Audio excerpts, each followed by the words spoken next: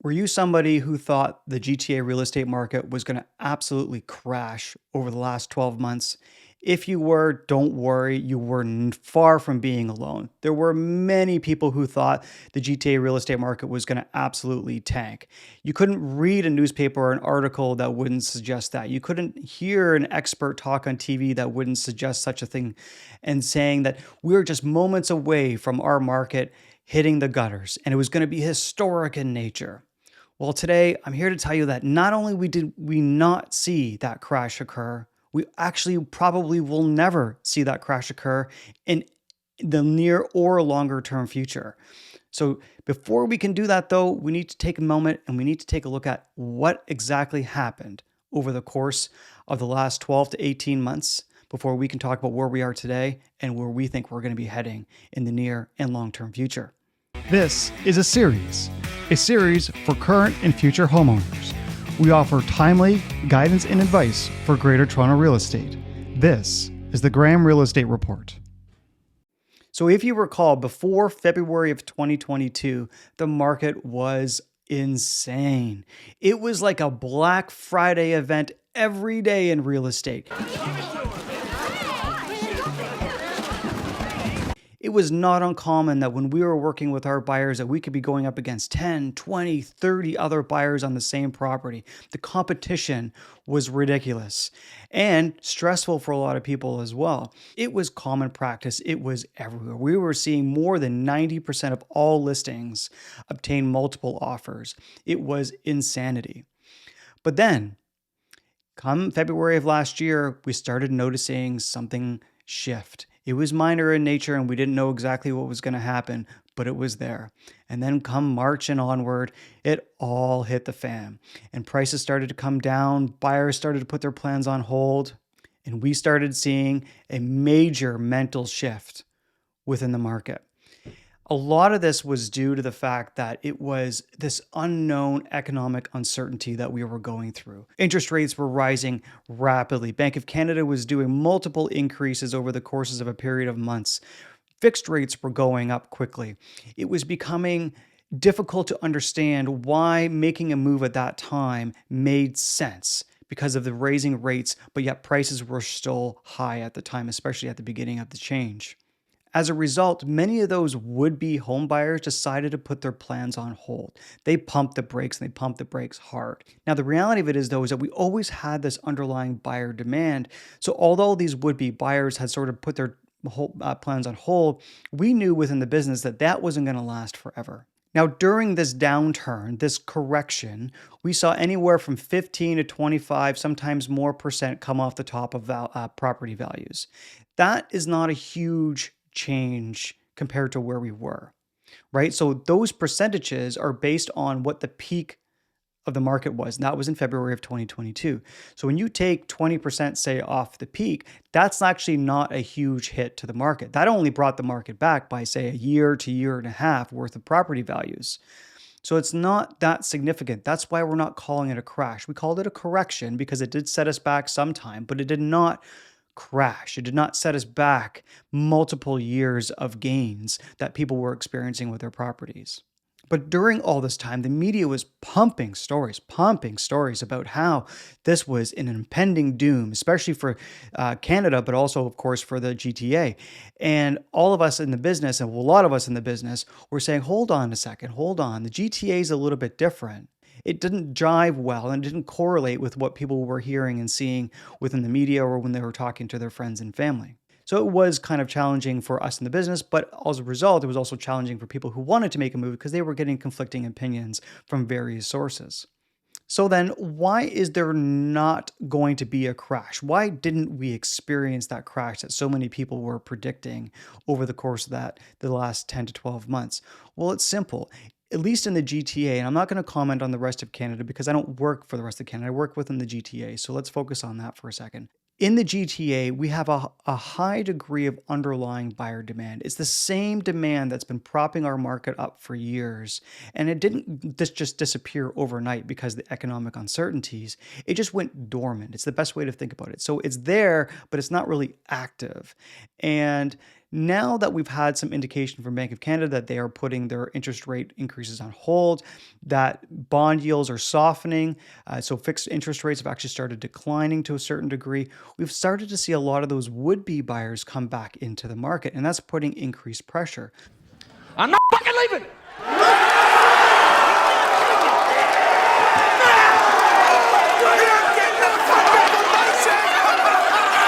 The show goes on! So not only do we not see a crash, we're actually starting to see the exact opposite occur. In fact, since January, we've seen 3 consecutive months of price growth. That's a very interesting trend because we haven't actually seen that over the course of the last 12 months up until recently. And we can't call a trend after just 1 month of gains or 2 months of gains, but now we've seen 3 months of gains. So I'm confident in saying that we're starting to see an emerging trend within the market, and we could start inching towards what the market was prior to the correction. And if that happens, which is very plausible in our market because, like I said, the underlying demand, then we could very well end up being in the exact same scenario we were in last January in a very short period of time going forward here. Not only do we have high buyer demand within our markets, but we also have incredibly low housing inventory. And those two concepts are interrelated day in and day out in every sense of the word. When we have low inventory and high demand, only one thing can happen. It will push prices up. Where's my money? You gonna give me my money? Where's my money, man? The only way to address pricing in our market is by either addressing demand or by addressing inventory. And I'll tell you right now, demand's not going anywhere. So we have to address the inventory issue. And that is nowhere near being solved. It's been an issue for years and it will continue to be an issue going forward. So then what are some of the lessons that we can learn based on where we've been and where we currently are? Well, for starters, don't discount GTA real estate. It's an incredibly resilient market. Do not compare it to what's going on in, say, Calgary or Vancouver, or anywhere else for that matter in Canada. GTA is its own entity to a large degree and should be looked at distinctly from what other markets are experiencing at that particular time. Second of all, buyer demand is a big thing in our market, and low inventory and combined with buyer demand will always prop our market up as long as we have an inventory issue.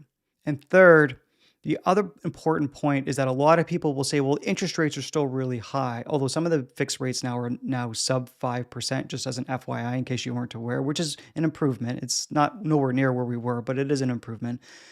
But with the increased rates in collaboration with the percentage that has been taken off property values, your cash flow actually hasn't changed much. And in essence, it has actually put you in a more favorable position if you were going to make a move, especially if you're a first-time home buyer, because when you come up for renewal on that mortgage, there's a very high probability those interest rates will be substantially lower than what they are today. So now that you've bought the property at a reduced rate and now your renewal is going to be coming in at a reduced percentage, you are actually ahead of the game.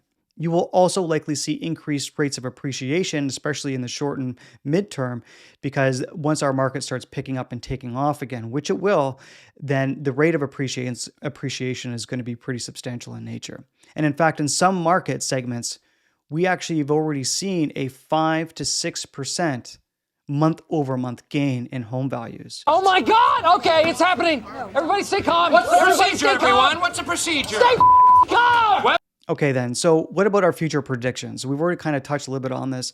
Now, assuming there are no major economic changes occurring over the course of the next number of months here, we are likely to see this trend continue. This upward trend that we've experienced over the last 3 months is likely to continue. Bond yields continue to soften, which means fixed rates will continue to inch downward.